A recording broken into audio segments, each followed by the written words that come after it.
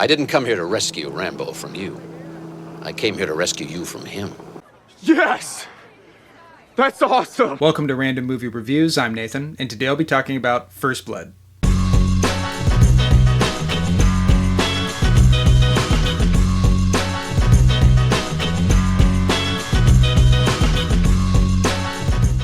So the last video I did on this channel was my review for Cliffhanger, one of my personal favorite Stallone movies, and after watching that movie I was like, you know what?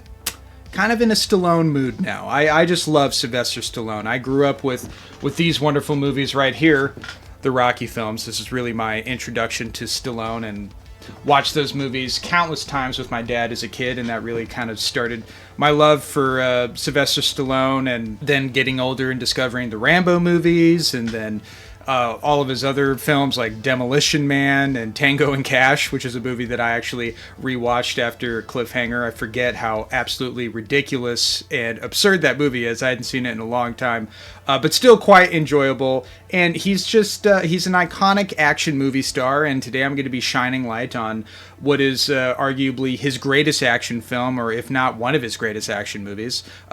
Definitely his most important action movie, because First Blood was really the first movie that solidified Stallone as being a quintessential 80s action movie star. This was the first full-on action movie he did. I know he did a movie before this called Nighthawks, a police thriller with some action elements. I actually haven't seen that movie, but I definitely should. But regardless, that movie kind of fell into obscurity, and it was really this film that was like, you know what? Yeah, Stallone is going to be the next big 80s action film star. First Blood is a really important and influential action movie, and one that has aged really, really well. It's one of the few 80s action movies that actually has like an emotional center to it.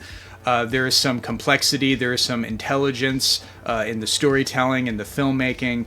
It's kind of crazy to compare the Rambo sequels with this film, because with 2 and 3 in particular, they really go off the rails in terms of action absurdity. By the way, I'm a massive fan of Rambo 2, and I will probably talk about that video in the future. But I would never argue that 2 or 3 is better than the first film. I do think there's an argument to be made that Rambo 4 may be the best Rambo movie. There's something about that movie that kind of amazes me, in that it does a combination of the grounded sincerity and the grittiness and the emotional storytelling of the first movie with the over-the-top bombastic action of the sequels. But Stallone, who directed Rambo 4, kind of finds that perfect balance between gritty, serious storytelling with just crazy, violent action. I mean, Rambo 4 is maybe the most violent action movie I've ever seen, if not certainly in the top 5. It is just another level. Another movie I'd like to talk about in the future, but today we're focusing on First Blood. And before I get into the specifics of what makes this movie so awesome and unique and important,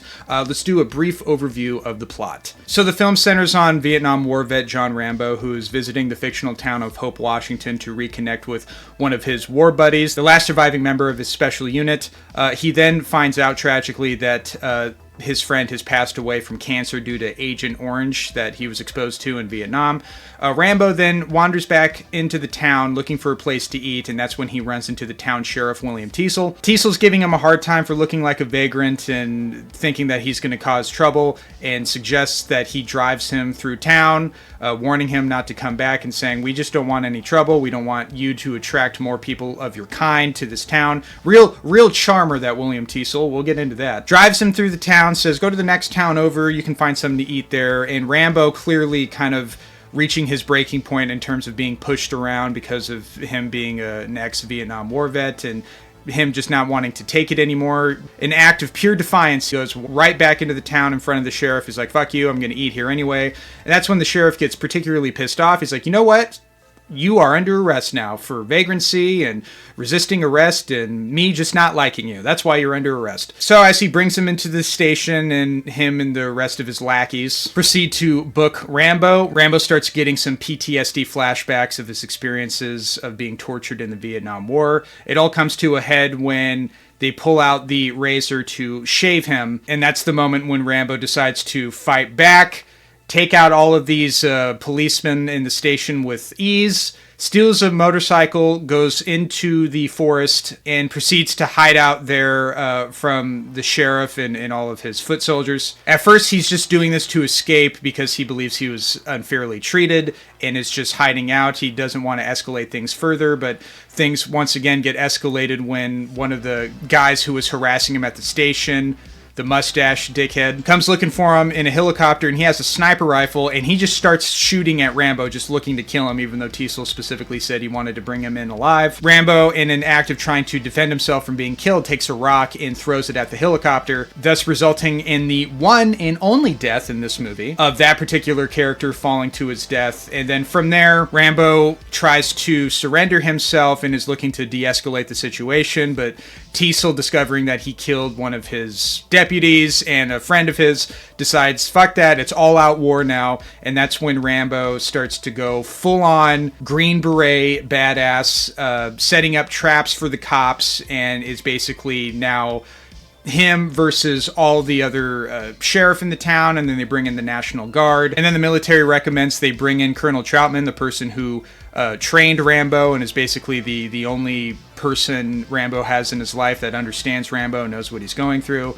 And it all culminates with a beautifully tragic ending that is quite poignant and is possibly Stallone's best moment of dramatic acting, where once Rambo blows up the town in order to lure out Teasel and kill him for all the bullshit he's put him through. That's when Troutman intervenes and comes face to face with Rambo for the first time in the movie, and then tells him that the mission is over, and that's where we get that iconic monologue of Rambo saying, "No, it's not over, it's never over." Then it goes into him explaining his inner turmoil and all the horrible things he's experienced as a result of his experiences in the Vietnam War, and also the way he's been treated coming back, being called a baby killer and being spit on and not being respected, and people not showing him any empathy because they don't understand where he's coming from. And there's a great line where he talks about how he was able to drive tanks and military airships, but now in America he can't even get a job parking cars. Back there I could fly a gunship. I could drive a tank. I was in charge of $1 million equipment. Back here I can't even hold a job. Fucking cars! Ah! It's a really beautiful, tragic moment that kind of forces the audience to try to come to understanding what a veteran's experience may be like, especially one who's suffering from PTSD. The film then ends of Troutman bringing Rambo into custody with that awesome power ballad finishing the movie. Where the road ends, that's the place for me. So that's First Blood in a nutshell. It's a really simple, straightforward movie that is incredibly effective in terms of its filmmaking, in terms of some really great memorable scenes, such as the scenes where, you know, the cops are going after Rambo in the woods, and Rambo, guerrilla warfare style, has set up traps, and he's like hiding in the ground, stabbing dudes in the thigh, and oh man, that's one of the highlights of the movie. Rewatching the movie, because it's been a while since I've watched First Blood, it's been a few years, I really was kind of watching the movie from like Teasel's point of view, because the first time I watched First Blood, I absolutely loved it. I was like, this is a super awesome, compelling movie that has a lot of heart in the way that, you know, Rambo summarizes his character in the monologue is really quite affecting, and still to this day, it's a brilliant scene. I always had a problem with Teasel. I'm like, in terms of like, I never understood his motivation.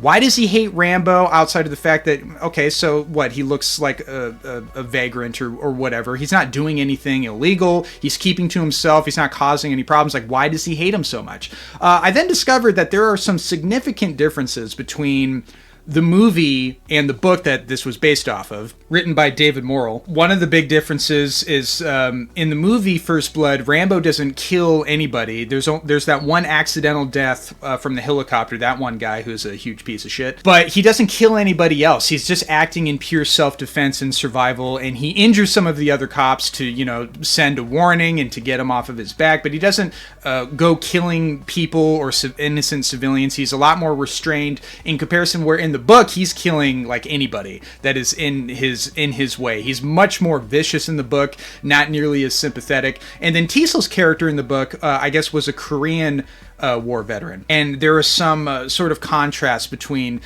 these two generations of veterans, and you get to see Tiesel's point of view and Rambo's point of view kind of back and forth within the narrative of the book. But in the movie, they don't establish any of that. They almost completely throw that away, where Tiesel's just a really ego-driven type of character who has a superiority complex that is completely ego-driven. And he almost has like an insecurity to him where he needs to be seen as the head honcho. He needs to be seen as the ultimate badass.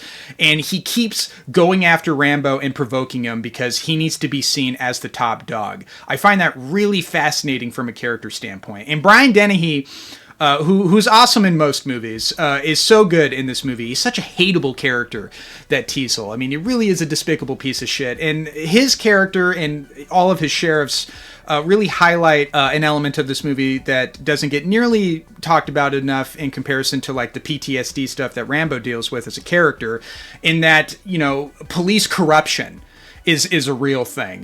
You know, it's always been a thing. And the way that the cops treat Rambo so unfairly and so unjustly, and it's just, you can't help but just grit your teeth and get some sort of satisfaction when Rambo like shows them, no, you guys are fucking with the wrong one. It's highly satisfying. I love that aspect of the movie, showing how, like, you know, not all cops, but certainly cops in this scenario, in this story, are corrupt and are abusive and basically can act with impunity with their actions towards whoever they want, and they're almost like a form of dictators, basically. So Tiesel's character, especially as a movie villain, is really fascinating and adds a layer of complexity to First Blood, in that he's not your average 80s style movie villain, you know. And that's the other thing about First Blood that I find to be quite interesting, is that I view this movie as kind of like a bridge between 70s gritty thriller movies with the over-the-top 80s action awesome movies that I would love going forward.